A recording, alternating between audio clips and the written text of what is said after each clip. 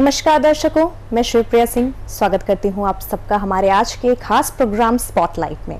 और इस वक्त हमारे साथ स्टूडियो में मौजूद है पूनम कालरा जी, जो कि एक मोटिवेशनल स्पीकर हैं। नमस्कार मैम। नमस्कार। तो आज हमारा जो सवाल रहेगा आपसे, सबसे पहला जो मेरा सवाल है, बहुत से लोग मुझसे पूछते हैं और आजकल काफ़ी ट्रेंड में है ये सवाल कि सबकॉन्शियस माइंड जो होता है वो क्या होता है। हम जानना चाहेंगे आपसे कि ये सबकॉन्शियस माइंड आखिर है क्या, क्योंकि बहुत इसके वीडियोस आए हैं मार्केट में और बहुत सी चीज़ें हैं, लेकिन किसी ने भी आज तक इस चीज़ को क्लियर नहीं किया इस टॉपिक को। तो आप इस पे एक बार प्रकाश डालिएगा। चलिए मैं आपको बताती हूँ कि सबकॉन्शियस माइंड क्या होता है। जब हम रात को सोते हैं तो सोने से 5 मिनट पहले, जब हमें एकदम नींद आ रही होती है, उससे 5 मिनट पहले जो हमारा कॉन्शियस माइंड होता है वो बंद हो जाता है और हमारा सबकॉन्शियस माइंड स्टार्ट कर देता है काम करना। और उस 5 मिनट में हमारे दिमाग में जो बातें होती हैं वो सबकॉन्शियस माइंड में ट्रांसफ़र हो जाती हैं और वो सारी रात सबकॉन्शियस माइंड उस पर वर्क करता है।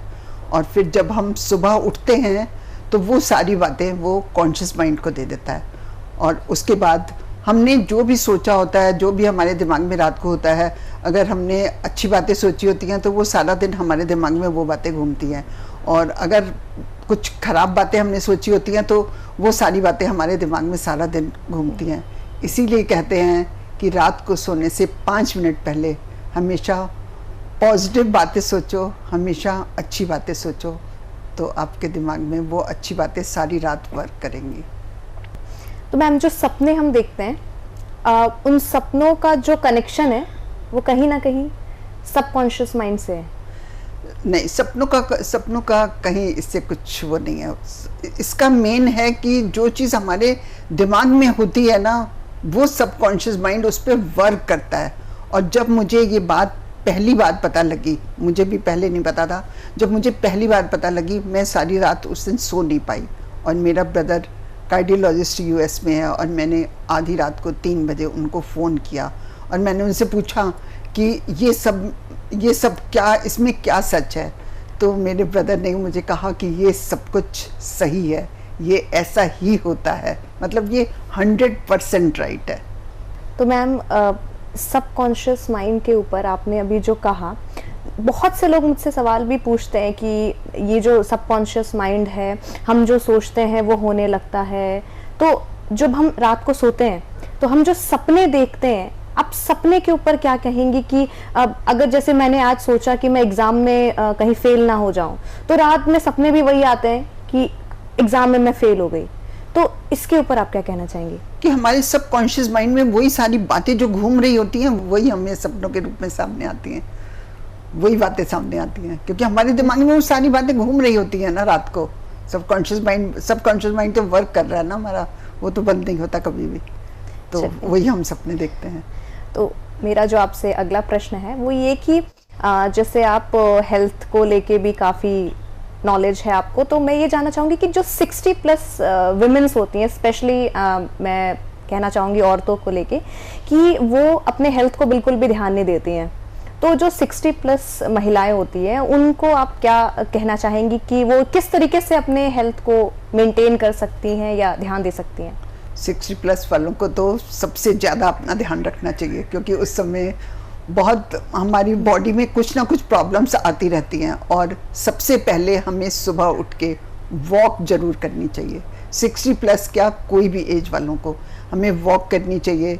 आप वॉक नहीं कर सकते हो, आप योगा कर सकते हो, आप मेडिटेशन कर सकते हो, आप कोई भी ऐसी चीज़ आपको सुबह उठ के ज़रूर करनी चाहिए। आजकल मैम बहुत से बच्चों में, टीनेजर्स में देखा गया है हेल्थ के रिगार्डिंग कि मेंटल स्टेटस उनका बहुत ज़्यादा डाउन रहता है, डिप्रेशन में बहुत जल्दी चले जाते हैं, काफ़ी सुसाइड के केसेस आ रहे हैं। तो अपने मेंटल स्टेटस को बच्चे किस तरीके से हैंडल कर सकते हैं?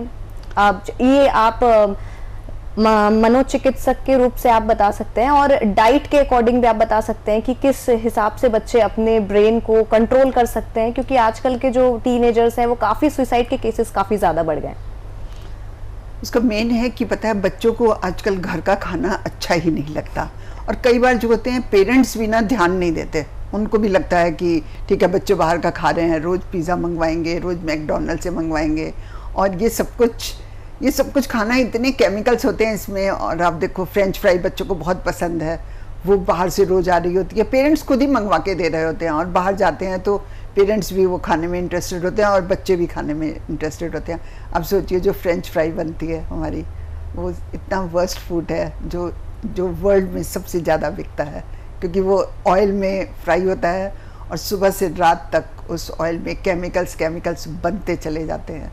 तो जब हमारा फूड इतना ख़राब होता है तो वो मेंटल हेल्थ में प्रॉब्लम करता है बच्चों की। मैम जैसे कई फीमेल्स हैं जो 40-50 मोस्टली 50-60 के बाद गिव अप कर देते हैं कि अब तो हमारी लाइफ ख़त्म हो गई है, अब तो लाइफ में कुछ बचा ही नहीं, अब तो फैमिली है, बच्चे हैं, जो हो रहा है। तो आप जैसे बहुत एक्टिव हैं, तो आप बाकी महिलाओं को क्या मैसेज देना चाहती हैं, किस तरीके से कि वो 50-60 के बाद लाइफ शुरू होती है? अब बहुत लोग कि अब ख़त्म हो गया, 50 हो गए, 60 हो गए, अब लाइफ इज़ एंड, अब हम कुछ नया नहीं सीख सकते या नया नहीं कर सकते, तो उनके लिए आप क्या बोलना चाहेंगे? मैम आपने इतना अच्छा क्वेश्चन पूछा है ये कि मैं आपको बता नहीं सकती। मैं सब लेडीज़ को ये कहना चाहती हूँ कि जब आप सोचते हो कि 60 के बाद आपकी लाइफ ख़त्म हो गई, 60 तक तो आपने अपना टाइम सब अपने घर की फैमिली को दिया, बच्चों को दिया, हस्बैंड को दिया, 60 तक तो आप उन सब में उलझे रहे। 60 पर आकर आप उन सब चीज़ों से फ्री हो जाते हैं, तब आपकी लाइफ शुरू होती है।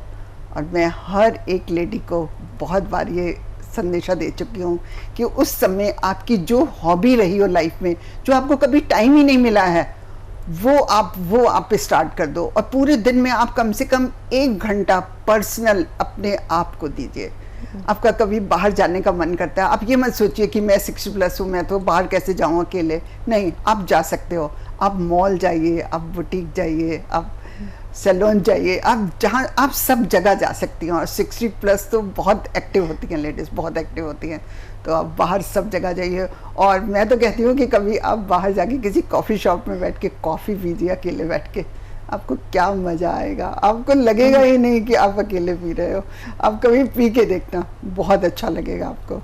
तो चलिए अब मैं आपसे अगला जो प्रश्न मैं पूछना चाहूँगी वो ये कि जो छोटे बच्चे होते हैं, कहते हैं लोग कि जो छोटे बच्चे होते हैं आप जैसा खाओगे बड़े होके आप वैसे ही बनोगे, तो जो हेल्थ है, जो हमारी डाइट है, वो छोटे बच्चों में जो होती है वो कैसी होनी चाहिए, और जो टीनेजर्स हैं उनकी कैसी होनी चाहिए, और जो 40-50+ हैं उनकी किस किस हिसाब से मतलब सबकी डाइट और हेल्थ मतलब होनी चाहिए? कि डाइट सबकी सेम होनी चाहिए। देखो आपके जो मार्केट के जूसेस हैं वो किसी भी एज वालों को नहीं पीने चाहिए, उसमें बहुत केमिकल्स होते हैं। लोग कोक, कैंपा, ये सब कुछ जूसेस आजकल मार्केट में इतना कुछ मिलता है, और आप बिलीव नहीं करेंगे, मुझे याद ही नहीं मैंने ये सब कुछ कब पिया है। मुझे बिल्कुल अच्छा नहीं लगता, क्योंकि मुझे मालूम है कि ये अच्छे नहीं है। वो किसी भी एज में, ना बच्चों को, ना बड़ों को, ना सीनियर सिटीजन को, किसी को नहीं पीने चाहिए। और फ्रूट्स और वेजिटेबल्स हर एक एज वालों को खाने चाहिए, हर एक। बच्चों को ज़रूर देने चाहिए, बड़ों को भी ज़रूर खाने चाहिए। मिल्क है, मिल्क ज़रूर लेना चाहिए। मिल्क से कहते हैं कि आपकी बोन्स स्ट्रॉन्ग रहती हैं। अगर आप 1 कप मिल्क रोज़ पीते हैं पूरी लाइफ, तो आपकी बोन्स को कभी कुछ नहीं होता। तो ये सब जब शुरू से दिमाग में ये बातें होती हैं और आपको पता होती हैं, तो आप वैसे ही करते हो। और मैं तो वैसे भी बहुत हेल्थ कॉन्शियस हूँ, मैं अपना भी बहुत ध्यान रखती हूँ, और मैं लोगों को सजेस्ट भी करती हूँ कि आप ऐसे किया करो। बिल्कुल मैम, इस चीज़ का मैं उम्मीद करती हूँ कि हमारी ऑडियंस जो है वो आपकी कही हुई बातों को फॉलो ज़रूर करेगी। हम भी फॉलो करेंगे इन जो आपने इतने अच्छे मैसेज हमें दिए हैं, और ऑडियंस आज हमारी बहुत खुश होगी इन बातों को जानकर, सीखकर। आपका बहुत बहुत शुक्रिया मैम हमारे साथ स्टूडियो में बने रहने के लिए। धन्यवाद। बातचीत का सिलसिला इसी तरह जारी रहेगा।